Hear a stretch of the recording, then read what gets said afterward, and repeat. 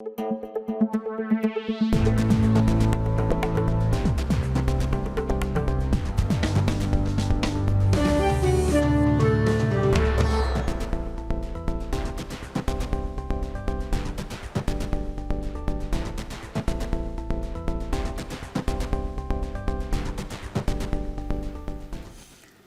এখন জনপদে পুরো আয়োজন জুড়ে আপনাদের সাথে আছি আমি ইসরাত মুক্তি। যশোরের ভবদহে জলাবদ্ধতার সমস্যার স্থায়ী সমাধানে দ্রুতই হরি ও ভদ্রা নদী খনন কাজ শুরু করতে যাচ্ছে সরকার। মঙ্গলবার সরকারের 3 উপদেষ্টা দুর্গত এলাকা পরিদর্শন করেন। সেনাবাহিনীর তত্ত্বাবধানে স্থানীয়দের মতামতের ভিত্তিতে বিশেষজ্ঞদের দেয়ার সুপারিশ অনুযায়ী নেওয়া হবে দীর্ঘমেয়াদী প্রকল্প। রিপন হোসেনের তথ্যে এনামুল হকের ছবিতে বিস্তারিত। যশোরের অভয়নগর, মনিরামপুর ও কেশবপুর এবং খুলনার ডুমুরিয়া ও ফুলতলা উপজেলার বেশ কিছু অংশ নিয়ে ভবদহ অঞ্চল।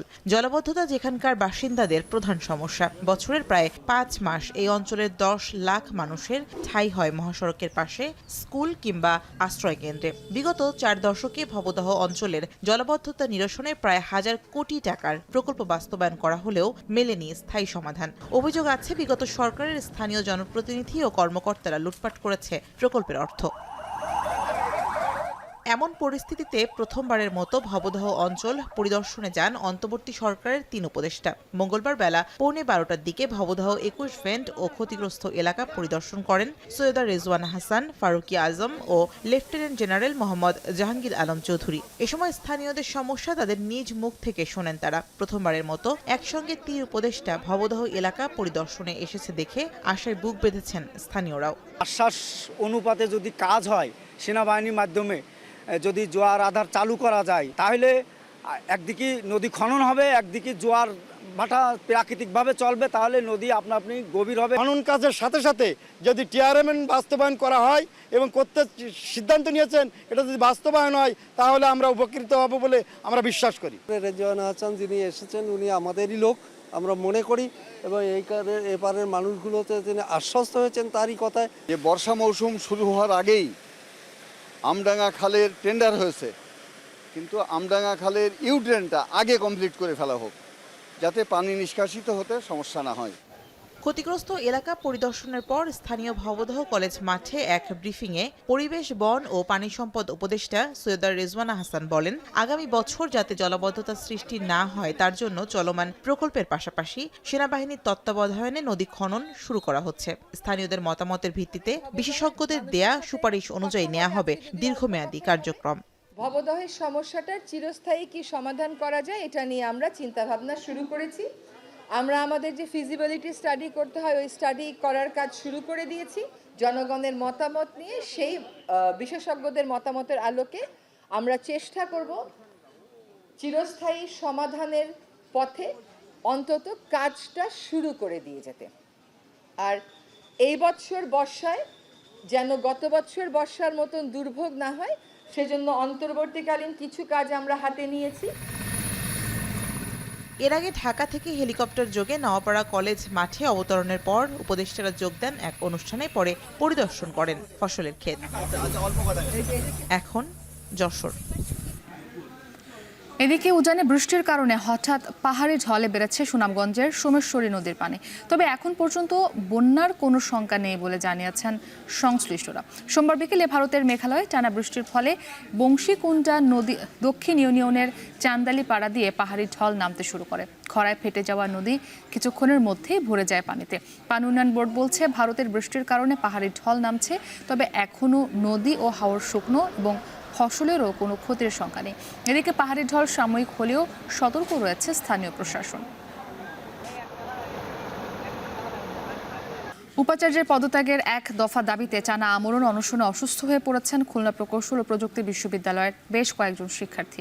এদের মধ্যে একজনকে খুলনা মেডিকেল কলেজে এবং একজনকে বিশ্ববিদ্যালয়ের মেডিকেল সেন্টারে ভর্তি করা হয়েছে। এছাড়া অসুস্থ হয়ে পড়ায় বাড়ি ফিরে গেছেন আরও 3 শিক্ষার্থী। এর আগে দুপুর অনশনরত শিক্ষার্থীদের দেখতে আসেন শিক্ষকরা। এ সময় অনশন ভেঙে আলোচনায় বসার অনুরোধ জানান শিক্ষকরা, তবে সাড়া দেননি শিক্ষার্থীরা। আন্দোলনরত শিক্ষার্থীরা জানান, দাবি মেনে না নেয়ায় আমরণ অনশন কর্মসূচি পালনে বাধ্য হয়েছেন তারা। এমনকি শিক্ষার্থীরা ক্যাম্পাসে আসলেও হল খুলে না দেওয়ায় খোলা আকাশের নিচে রাত কাটাতে হয়। পরে 15 এপ্রিল তালা ভেঙে হলে প্রবেশ করেন শিক্ষার্থীরা। তবে এখনও হলে খাবার পানি ও ইন্টারনেট সরবরাহ বন্ধ আছে।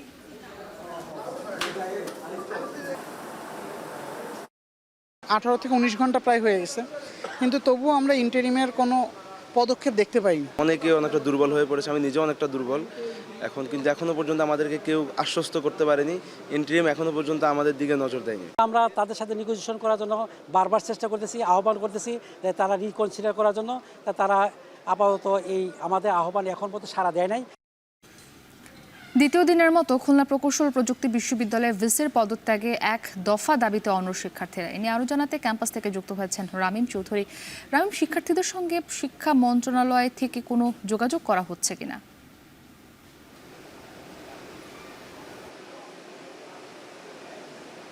মুক্তি খুলনা প্রকৌশল ও প্রযুক্তি বিশ্ববিদ্যালয়ের শিক্ষার্থীদের যে আমরণ অনশন কর্মসূচি সেটি কিন্তু এখনও পর্যন্ত পালন করছেন তারা। আমরা দেখেছি যে গতকালকে দুপুর 3:30টার পর থেকেই কিন্তু তারা এই যে আমরণ অনসূচির যে কার্যক্রম সেটি কিন্তু শুরু করে। আমরা দেখেছি যে প্রথমেই কিন্তু এখানে প্রায় 32 জন শিক্ষার্থী কিন্তু এখানে অনশনে বসেছিলেন। তারপর থেকে কিন্তু আস্তে আস্তে শিক্ষার্থীরা দীর্ঘ সময় না খেয়ে থাকার কারণে এখানে কিন্তু অসুস্থ হয়ে পড়েন। আমরা দেখেছি যে দুপুর নাগাদ কিন্তু বেশ কয়েকজনই অসুস্থ হয়ে পড়েছে। এর মধ্যে সব মিলিয়ে 4 জন অসুস্থ হয়ে পড়েছেন এবং তাদেরকে কিন্তু 2 জনকে চিকিৎসা সেবা দেওয়ার জন্য পাঠানো হয়েছে হাসপাতালে। এখানে আপনি যেটি বললেন যে শিক্ষা মন্ত্রণালয়ের একটি বিষয় কিন্তু এখানে এসেছে। এখানকার শিক্ষার্থীরা কিছুক্ষণ আগেই আমাদেরকে বলেছেন যে শিক্ষা মন্ত্রণালয় থেকে কিন্তু তাদের সাথে যোগাযোগ করা হয়েছে। তবে তাদের বলা হয়েছে যে আগামীকাল সকালে শিক্ষা মন্ত্রণালয়ের ইউজিসির একটি প্রতিনিধি দল কিন্তু কুয়েটে আসবেন এবং এসে সব বিষয় যাচাই করবেন এবং তারা একটি সিদ্ধান্তে যাবেন। তবে এখানকার শিক্ষার্থীরা কিন্তু সেই প্রস্তাবকে প্রত্যাখ্যান করেছে। তারা যেটি বলছেন যে মূলত গত প্রায় 27 ঘন্টা এই পর্যন্ত হয়ে গেছে তারা অনশনে রয়েছেন। তবে এখানে কিন্তু সবশেষ তারা বিকালের দিকে কিন্তু শিক্ষা মন্ত্রণালয়ের ফোন পেয়েছে। তবে তারা চাচ্ছেন যে একেবারে রাতের মধ্যে যেন এই সমস্যার সমাধান হয়ে যায়, কারণ এখানে যারা শিক্ষার্থীরা অনশন করছেন তারা কিন্তু দীর্ঘ সময় না খেয়ে আছেন এবং তারা একের পর এক অসুস্থ হয়ে পড়ছেন। এমন কথাই কিন্তু এখানকার শিক্ষার্থীরা বলছেন। এর মধ্যে আমরা দেখেছি যে কিছুক্ষণ আগেই কিন্তু এখানে যারা শিক্ষকরা রয়েছেন, নবীন এবং প্রবীণ যে শিক্ষকরা ছিলেন তারা কিন্তু এখানে কিছুক্ষণ আগে এসেছিলেন এবং এখানকার শিক্ষার্থীদের সাথে কথা বলেছেন। আমরা দেখেছি যে সকাল থেকেই কিন্তু শিক্ষকরা এবং এখানকার কর্মকর্তারা এখানে এসেছেন। এখানে একটি মেডিকেল টিম রয়েছে। এখানকার শিক্ষার্থীরা যারা অনশনে রয়েছেন তাদের শরীরের শারীরিক অবস্থা যাচাইয়ের জন্য। মোটামুটি সব মিলিয়ে বললে চলে যে এক দফা দাবির যে লড়াই তাতে কিন্তু এখনও পর্যন্ত অনড় রয়েছেন এখানকার শিক্ষার্থীরা এবং যতক্ষণ পর্যন্ত এই দাবি মানা না হবে ততক্ষণ পর্যন্ত তারা এই আন্দোলন চালিয়ে যাবেন বলে আমাদেরকে জানিয়েছেন। তো এই ছিল আমার কাছে কুয়েট ক্যাম্পাস থেকে সবশেষ খবর। খুলনা প্রকৌশল ও প্রযুক্তি বিশ্ববিদ্যালয় কুয়েটের উপাচার্যকে অপসারণে বিশ্ববিদ্যালয়টির শিক্ষার্থীদের এক দফা দাবির পক্ষে সংহতি প্রকাশ করেছে বুয়েটের সাধারণ শিক্ষার্থীরা। দ্রুত সমস্যার সমাধানে সরকারের প্রতি আহ্বান তাদের।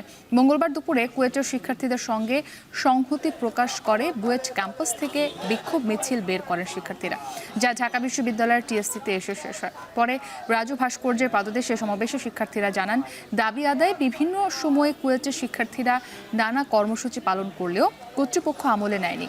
বাধ্য হয়ে আমরণ অনশনে বসেছে তারা। কুয়েটের উপাচার্যকে অপসারণের পাশাপাশি দোষীদের দ্রুত আইনের আওতায় আনার দাবি জানান তারা। এছাড়া কুয়েট শিক্ষার্থীদের নিরাপত্তা নিশ্চিত ও ক্যাম্পাসের শিক্ষার সুষ্ঠু পরিবেশ ফিরিয়ে আনার দাবি তাদের।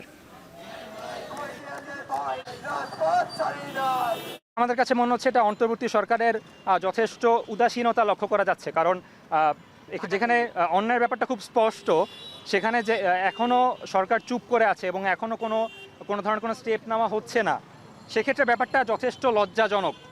ভিসি মাসুদ মিডিয়াকে কন্ট্রোলের চেষ্টা করছে এবং পরবর্তীতে দেখা যাচ্ছে যে এই কারণে অনেক খবর তারা সংগ্রহ করে নিয়ে গেলেও পরবর্তীতে ম্যানেজমেন্ট থেকে সেটা আর টিভিতে প্রচার করা হচ্ছে না।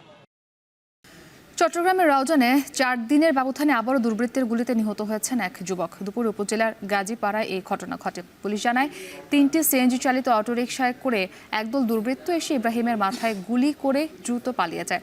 এতে ঘটনাস্থলেই প্রাণহানি ঘটে।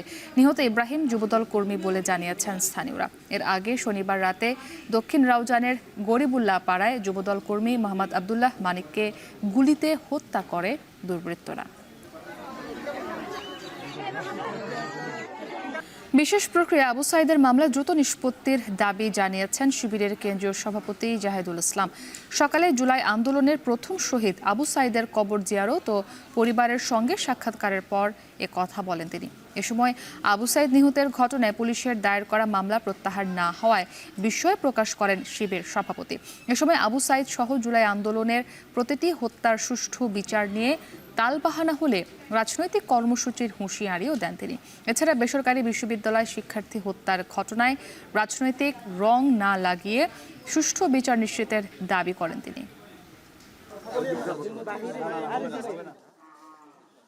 5ই আগস্টের পরে বারবার এই বিষয়গুলো নিয়ে আমরা বিভিন্নভাবে দাবি জানিয়ে আসছি যে বিশেষ করে যারা হত্যাকাণ্ডের সাথে জড়িত তাদেরকে যেন দ্রুত বিচারগুলো নিশ্চিত করা হয়। আসলে এটা তো গ্রহণযোগ্য না, আমরা এই বিষয়গুলো কোনোভাবে মেনে নিতে পারি না। এটা আমাদের হৃদয়ের যে একটা বিষয় রয়েছে সেটা তো আছে, আবেগের বিষয় রয়েছে, পাশাপাশি আমরা এটাকে পলিটিক্যালিও সরকারকে চাপ প্রয়োগ করব।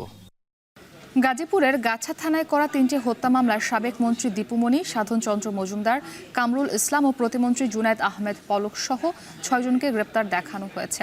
সকালে গাজীপুর মেট্রোপলিটন ম্যাজিস্ট্রেট আদালত 3-এ হাজির করা হলে বিচারক ওমর হায়দার তাদের কারাগারে পাঠানোর আদেশ দেন। বৈষম্য বিরোধী ছাত্র জনতার অভ্যুত্থানের সময় গাজীপুরের গাছা এলাকায় 6 জন নিহত হন। এ ঘটনায় দায়ের করা হত্যা মামলাগুলোতে সাবেক সেনা কর্মকর্তা মেজর জেনারেল জিয়াউল আহসান ও এক্সিম ব্যাংকের সাবেক চেয়ারম্যান নজরুল ইসলামকেও গ্রেপ্তার দেখানো হয়। আলোচিত এসব বন্দীদের আদালতে আনার পর বিক্ষোভ করেন বিএনপি সমর্থিত আইনজীবীরা। এ সময় তাদের দিকে ডিম ছুঁড়ে মারেন তারা।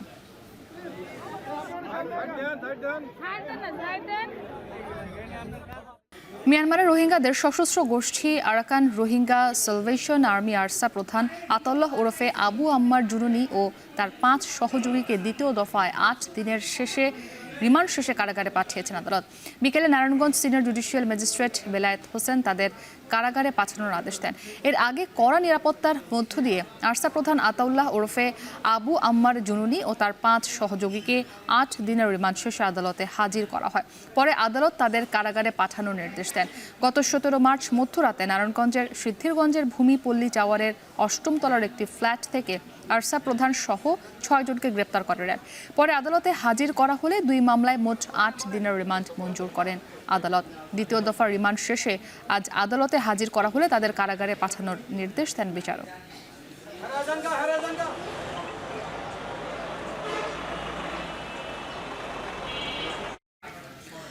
ময়মনসিংহ মেডিকেল কলেজ হাসপাতালে অভিযান চালিয়ে নারীসহ 14 দালালকে আটক করেছে র্যাব। মঙ্গলবার সকাল 10টার দিকে 2 ঘণ্টাব্যাপী এই অভিযান পরিচালিত হয়। মেডিকেল কলেজ কর্তৃপক্ষ হাসপাতালের দালাল ও প্রতারক চক্রকে ধরতে জেলা প্রশাসকের কার্যালয়ে লিখিত আবেদনের পর অভিযান শুরু করে। এ সময় হাসপাতালের ইমার্জেন্সি, মহিলা ওয়ার্ড, পরীক্ষাগার ও আউটডোর সহ বিভিন্ন জায়গা থেকে 14 দালালকে হাতে নাতে ধরা হয়। পরে তাদেরকে বিভিন্ন মেয়াদের সাজা দেয় জেলা প্রশাসকের কার্যালয়ের এক্সিকিউটিভ ম্যাজিস্ট্রেট টিম। হাসপাতালে নিরবচ্ছিন্ন সেবা নিশ্চিতে অভিযান অব্যাহত থাকবে বলে জানায় নির্বাহী ম্যাজিস্ট্রেট।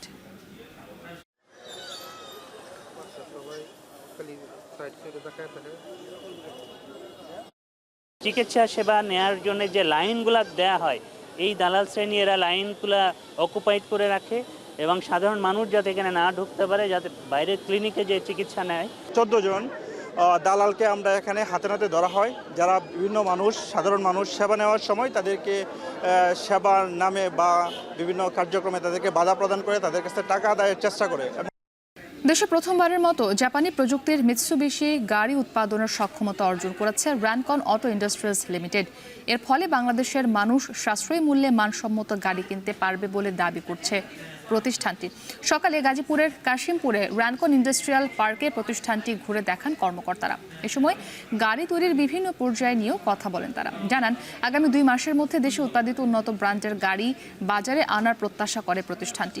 এ সময় 250 জনেরও বেশি কর্মী গাড়ি উৎপাদনে নিয়োজিত বলে জানানো হয়। জাপানের দক্ষ প্রকৌশলীদের দ্বারা প্রতিষ্ঠানটির কর্মীদের দক্ষ করে গড়ে তোলা হয়।